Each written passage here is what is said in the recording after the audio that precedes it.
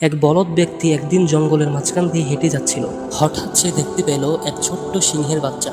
সে হেসে বলল, আহারে, এটা তো বিড়ালের বাচ্চার মতোই দেখা যায়। এটাকে বাড়িতে নিয়ে এর সাথে খেলবো। সে বাচ্চাটিকে কোলে তোলার সাথে সাথেই বনের ঝোপ থেকে গর্জন উঠল, সিংহী ছুটে আসছে।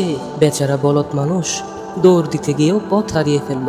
ঠিক তখনই এক বৃদ্ধ লোক এসে বলল, থামো, চোখের দিকে তাকাও, পিছু হটো না। সিংহ থেমে গেল। ওর বৃদ্ধ লোকটি বলল, বুদ্ধির কাজ হলো যা জানো না তা নিয়ে বেশি বাড়াবাড়ি করো না। সিংহ কখনোই বিড়াল নয়। এক বলদ ব্যক্তি একদিন জঙ্গলের মাঝখান দিয়ে হেঁটে যাচ্ছিল। হঠাৎ সে দেখতে পেল এক ছোট্ট সিংহের বাচ্চা। সে হেসে বলল, আহারে, এটা তো বিড়ালের বাচ্চার মতোই দেখা যায়। এটাকে বাড়িতে নিয়ে এর সাথে খেলবো।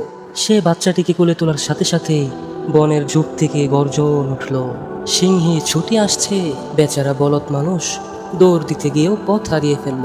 ঠিক তখনই এক বৃদ্ধ লোক এসে বলল, থামো, চোখের দিকে তাকাও, পিছু হটো না। সিংহ থেমে গেল। ওর বৃদ্ধ লোকটি বলল, বুদ্ধির কাজ হলো যা জানো না তা নিয়ে বেশি বাড়াবাড়ি করো না। সিংহ কখনোই বিড়াল নয়।